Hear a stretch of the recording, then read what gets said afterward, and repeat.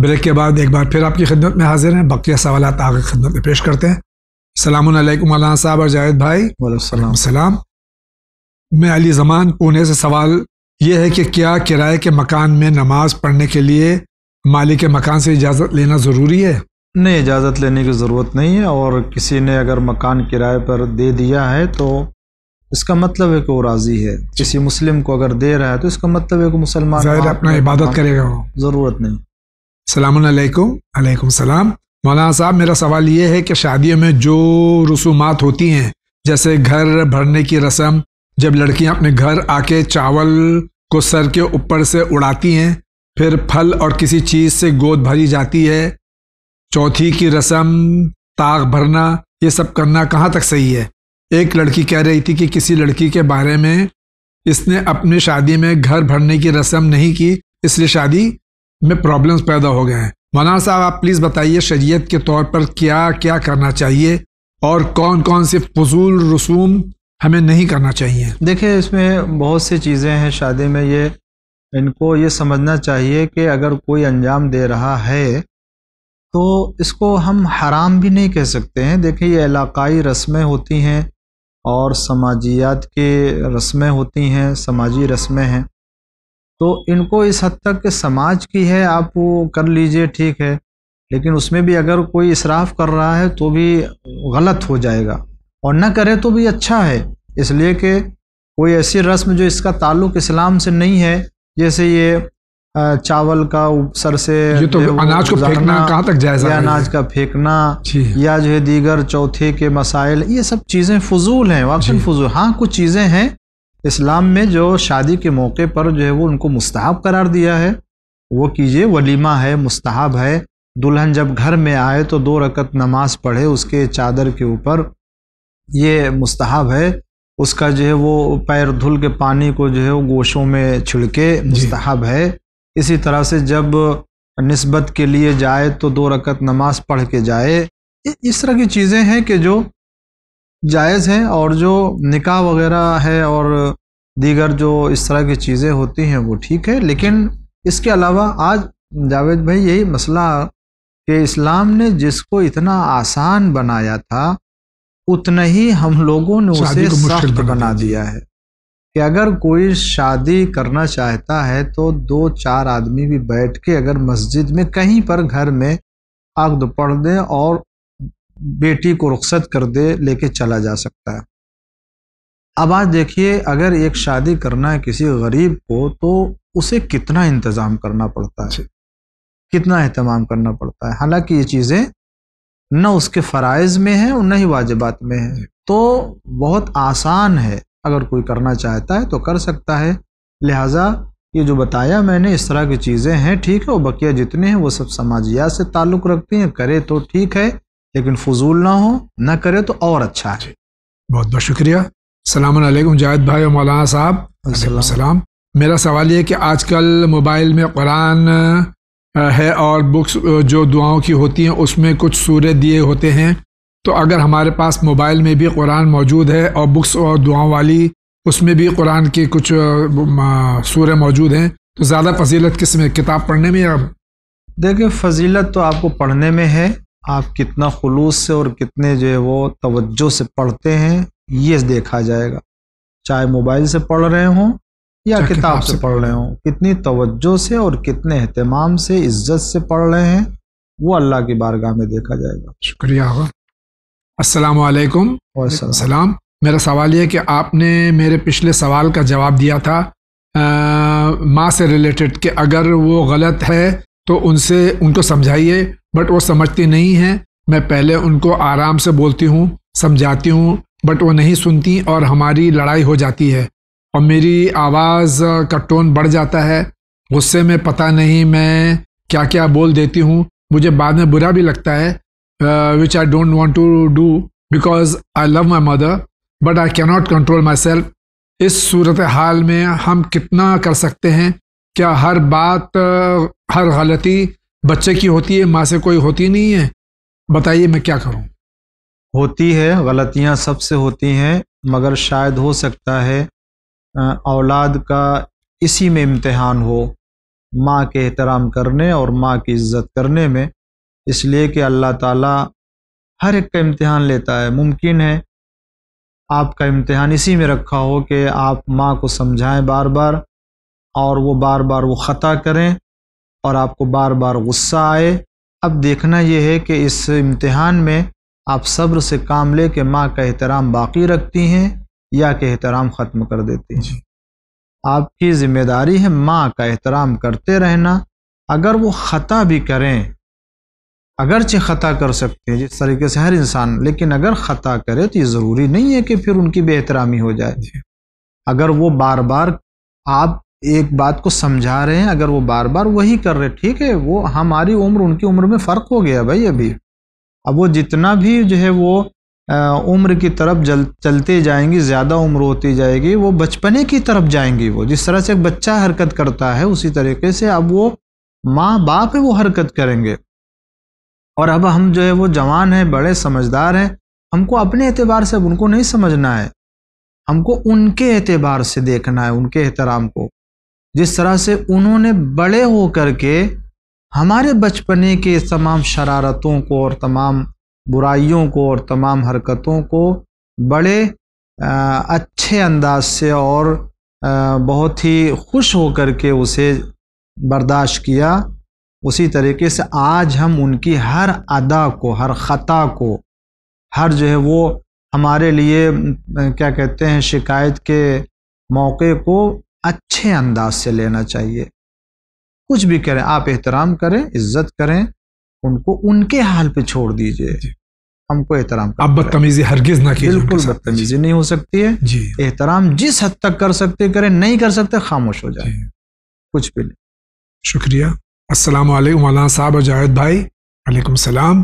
میں نماز شب، زیارت عاشورہ، دعا عہد یہ سب روز پڑھتا ہوں، اور کیا میں اپنے وقت کے امام کے لیے زیارت آل یاسین پڑھ کر ہدیہ کر سکتا ہوں؟ بہت اچھا ہے، بہت اچھا ہے۔ زیارت آل یاسین ایک غیبت میں ہر چاہنے والے کے لیے امام زمانہ علیہ السلام کی بارگاہ میں سلام بھیجنے کا بہترین ذریعہ ہے، اور یہ وہ زیارت ہے کہ جس میں امام علیہ السلام کی ہر پوزیشن کے اوپر سلام ہے کہا گیا ہے اور سلام بھیجا گیا، تو یہ جامع ترین سلام ہے امام زمانہ علیہ السلام کے لیے۔ بہت بہت شکریہ۔ السلام علیکم۔ وعلیکم السلام۔ کیا میں ایک مسئلہ جان سکتا ہوں آپ سے؟ آپ کا ویڈیو FB پہ دیکھا، ماشاءاللہ بہت اچھا لگا۔ آپ نے سوال تو کیا نہیں ہے، آپ کا بہت بہت شکریہ۔ اسی طرح دیکھتے رہیے، سوال بھیجیے تو انشاءاللہ سوالوں کا جواب آغا ضرور دیں گے۔ اور جو ہمارے سارے ایپیسوڈز ہیں فیس بک پہ آپ فالو کر سکتے ہیں، اس کو ضرور کیجیے۔ بہت بہت شکریہ۔ سلام، میرا نام علی رضا مرچنٹ ہے، میں مہوا سے ہوں۔ میرا سوال یہ ہے کہ اللہ سبحانہ وتعالیٰ نے حضرت سلیمان علیہ السلام سے وعدہ کیا تھا کہ جتنی بادشاہت تم کو دیں گے اس سے زیادہ کسی کو نہیں دیں گے، تو کیا حضرت ولی عصر اجل اللہ تعالیٰ پر اجل شریف کے پاس حضرت سلیمان سے کم بادشاہت ہوگی؟ نہیں، کوئی مقایسہ نہیں ہے جناب سلیمان علیہ السلام کی حکومت اور بادشاہت میں اور امام زمانہ یا ائمہ معصومین علیہم السلام کے اقتدار میں اور ان کی قدرت میں اور ان کی حاکمیت میں زمین و آسمان کا فرق ہے۔ جناب سلیمان علیہ السلام کو اللہ تعالیٰ نے کائنات کو اور کائنات کی چیزوں کو تسخیر کیا تھا، مسخر بنایا تھا، یعنی ان کے اختیار میں اللہ نے دیا تھا کہ جب وہ انگوٹھی تھی جس کو پہن لیتے تھے تو وہ ساری چیزیں ان کے تابع ہو جایا کرتی تھی، لیکن ان کے اطاعت کو اور ان کے امر و نہی کو مخلوقات کے اوپر واجب قرار نہیں دیا تھا۔ یہ جو اقتدار اہل بیت علیہ السلام کو اللہ نے دیا ہے وہ یہ کہ تمام مخلوقات، بلکہ کیا جتنے بھی جمادات، جتنے نباتات ہیں، ان سب کے اوپر اطاعت کو فرض قرار دیا ہے۔ ان تمام کے اوپر اہل بیت کا اور امام زمانہ علیہ السلام کا امر و نہیں چلتا ہے۔ بالکل جناب سلیمان علیہ السلام کا امر و نہیں چلتا تھا، وہ ایک محدود تسخیر تھی کہ جس کو اللہ نے ان کے اختیار میں دیا تھا کہ جب وہ اسے پہن لیتے تھے انگوٹھی تو پھر وہ حالت ان کے اندر آتی تھی، ورنہ اس کے علاوہ جو یہ وہ انگوٹھی کہ جس کو بعض روایت میں کہ خود ائمہ معصومین علیہ السلام مولا کائنات کے حالت رکوع میں زکات دی وہ انگوٹھی جی، تو جس کی بنا پر ان کو یہ اقتدار ملا تھا جی. اور دوسری بات یہ ہے کہ قرآن میں کہیں پر بھی جناب سلیمان 6-7 کئی لوگوں کے لیے ملک کے عطا کیے جانے کی بات ہے جی، مگر اہل بیت علیہ السلام کو جو ملک دیا، جو اقتدار اور جو بادشاہت دی ہے، وہ ملک عظیم دیا. ملک عظیم آیا ہے قرآن کریم میں.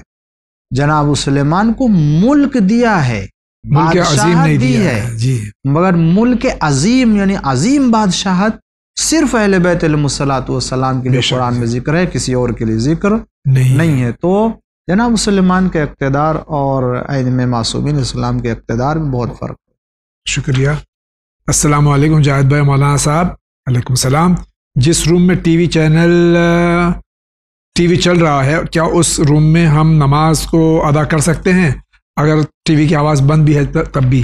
ہاں، ادا کر سکتے ہیں ٹی وی اگر وہ چل بھی رہا ہے اور ہماری توجہ اگر ادھر نہیں ہے اور ہم اللہ کی بارگاہ میں ہے اور ساری توجہ ہماری نماز میں ہے، تو اگر چل بھی رہا ہو تب بھی کوئی حرج نہیں ہے، پڑھ سکتے ہیں نماز.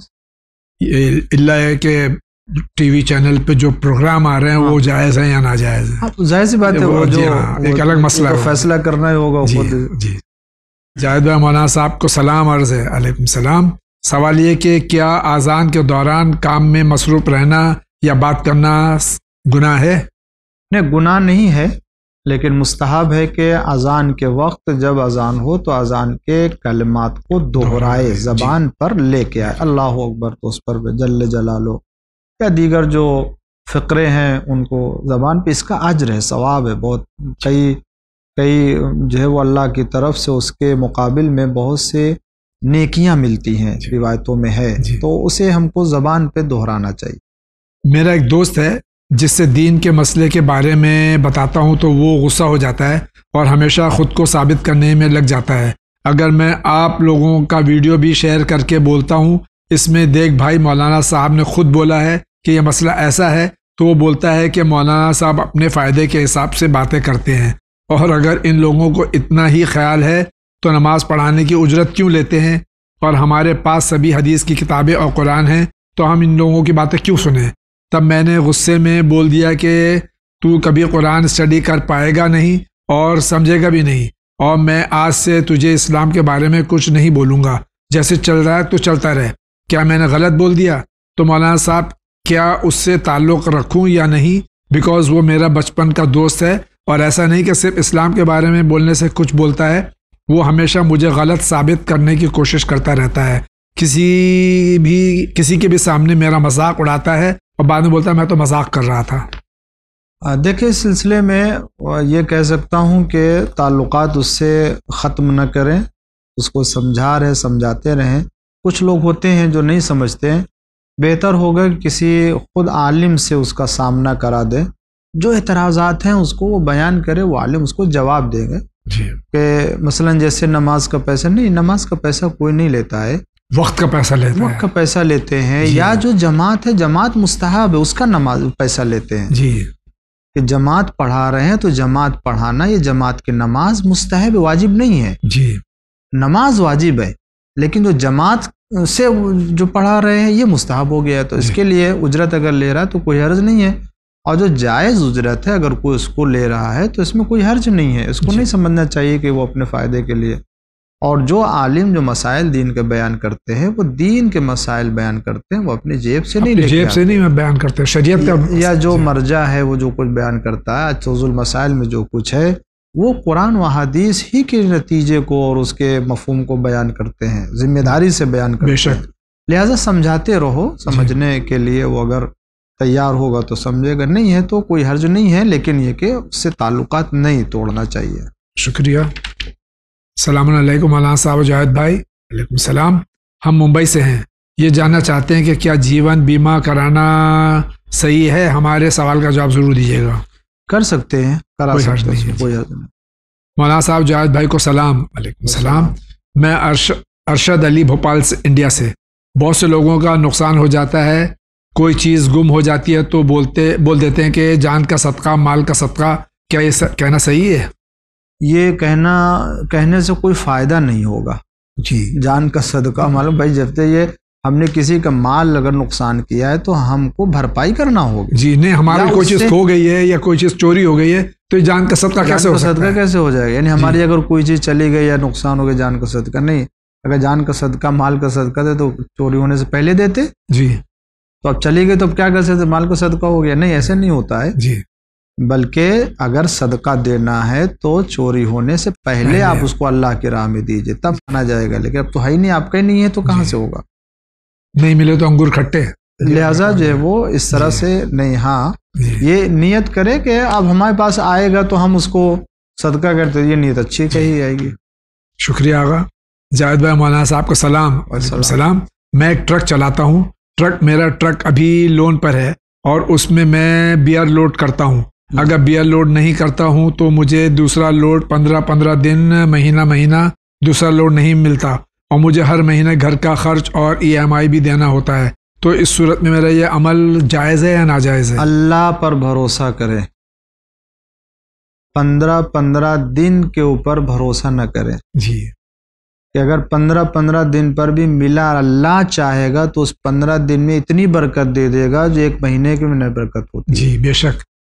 لہٰذا یہ عمل جو بیر لے کے جاتے لوڈ کرتے ہیں غلط ہے، جائز نہیں ہے. جی. اس لیے کہ شراب کے معاملے میں، بنانے میں، مدد کرنے میں، دکان دینے میں، انگور لے کے جانے میں لوڈ کر کے اس نیت سے، جی ہاں، شراب کی نیت سے، جی یہ سب حرام ہے. جی لہٰذا آپ احتیاط کریں اور اس عمل کو چھوڑ دیجئے اللہ کی خاطر.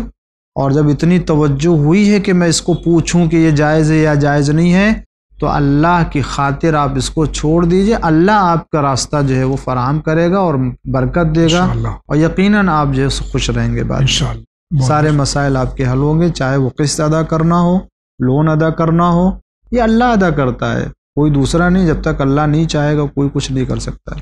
بہت بہت شکریہ آغا. السلام علیکم. I am from India, Bengaluru. My name is Syeda Nusrat. تھوڑا حیا کے تعلق سے سوال ہے. میرا سوال ہے، اگر پیریڈ صرف یورین ہونے کے وقت بہت ہی تھوڑا دکھا اور ایسا 2 دن یا 3 دن میں ایک بار ہو تو کیا نماز پڑھ سکتے ہیں؟ 3 دن دیکھیں یہ کہا گیا اس کے لیے کہ اگر 3 دن کم سے کم مدت 3 دن ہے. اگر 3 دن ہے آ رہا ہے، اگر احساس ہے کہ روزانہ 1 دن آ رہا ہے 3 دن، تو یہ 3 دن کے بعد پھر اس کو اپنے کو نجس سمجھنا چاہیے اور نماز نہیں اس میں. لیکن اگر 3 دن میں ایک آدھ بار کبھی دیکھا تو اس سے جو ہے وہ علامت بھی دیگر ہوتی ہیں جس کی بنا پر اس سمجھ میں آتا ہے کہ حیض نہیں ہے، پر نفاس ہو سکتا ہے، یعنی استحاضہ ہو سکتا ہے.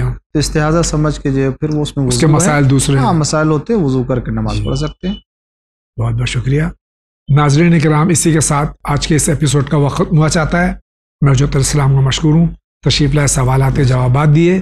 انشاءاللہ ہم سب پوری کوشش کریں گے کہ ہم شریعت کے روشنی میں جو سوالات کے جواب یہاں سے دیے جاتے ہیں اس پر عمل کرنے کی پوری کوشش کریں گے. ایک آپ سے پھر التجا ہے، ایک آپ سے ریکویسٹ ہے. یہ چینل آپ کا ہے، چینل ون، جو پیغام انسانیت دنیا تک پہنچا رہا ہے. اس کی ہر ممکن آپ کو مدد کرنا چاہیے، چاہے وہ آپ خمس کے ذریعے کر رہے ہوں سہم امام سے یا آپ ڈونیشن سے. بہرحال یہ آپ کا چینل ہے. آپ چاہتے ہیں اگر کہ پیغام انسانیت جو پیغام محمد اور محمد علیہ الصلوۃ والسلام ہے اور زیادہ مؤثر انداز سے دنیا میں پہنچے تو اس کی مدد ضرور کیجیے. آپ کا بہت بہت شکریہ. اللہ تعالیٰ قبول کرے اور ہم سب کے امام زمانہ علیہ الصلوۃ والسلام کے ظہور میں تعجیل فرمائے. آمین یا رب العالمین. اسی کے ساتھ اجازت دیجیے، زندگی رہی تو آپ سے پھر ملاقات ہوگی. وآخر دعوانا ان الحمد للہ رب العالمین.